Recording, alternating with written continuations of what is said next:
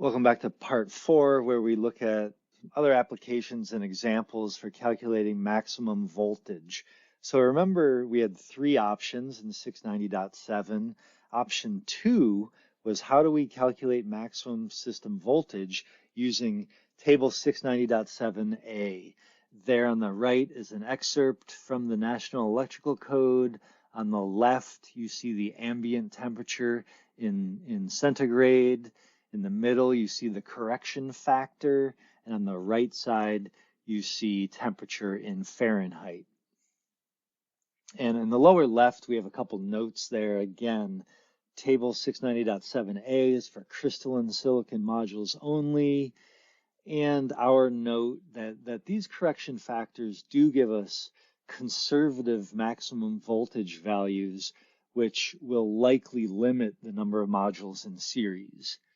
Let's go through the example of how we use the table to calculate maximum voltage. First, we want to determine the ambient temperature of the site. Now, again, if you're using, the colder the value you use, the more conservative, which isn't a bad thing, but it might give you system limitations.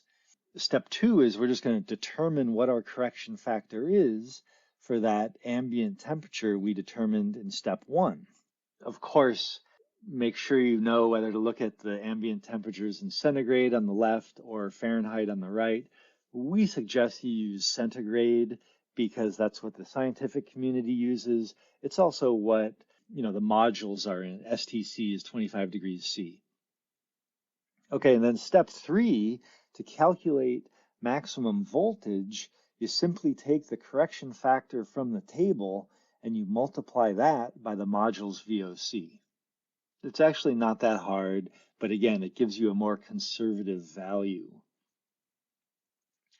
And then option 3 in 690.7a was calculating maximum voltage in systems that are greater than 100 kilowatt generating capacity. What this allows, this really gives us the possibility to increase the maximum number of modules in series.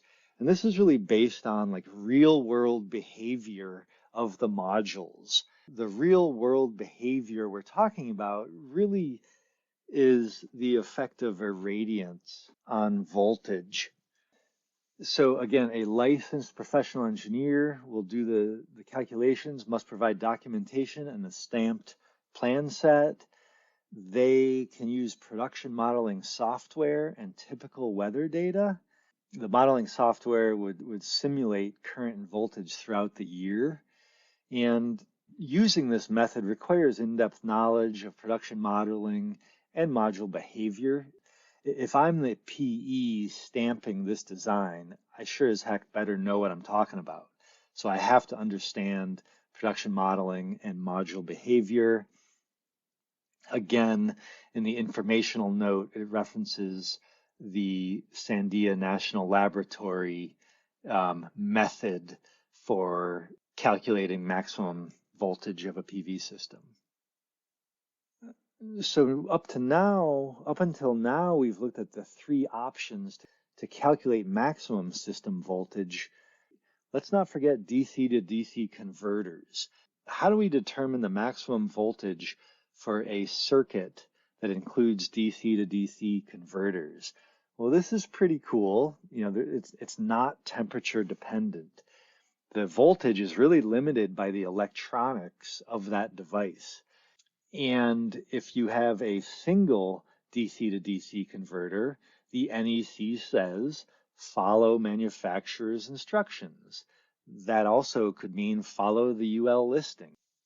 And 690.7b says if instructions do not state how to determine the maximum voltage, we're going to use the maximum rated output voltage of a single DC to DC converter. If there are 2 or more DC to DC converters connected in series, we're still going to follow the manufacturer's instructions. But if they do not provide instructions, we're going to use the sum of the maximum rated output voltage per device in series. right? So if I have 10 devices in series, I'm just going to add up the maximum rated output voltage of each one.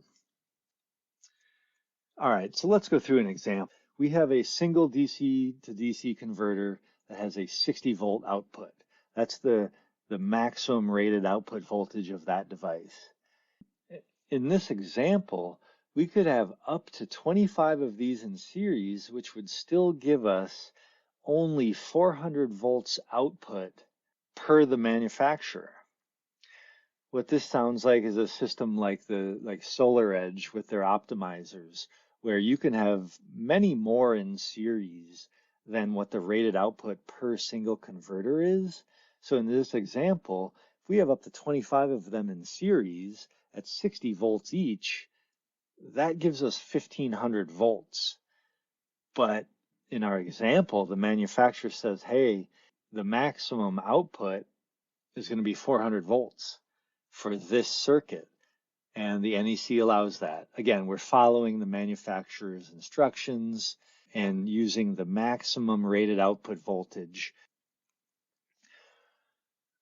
Well, I hope you got through that lesson on maximum system voltage. Come on out to our lab yard when you have the chance, and we can do more calculations out in the sun. We'll see you next time. Thanks, everyone.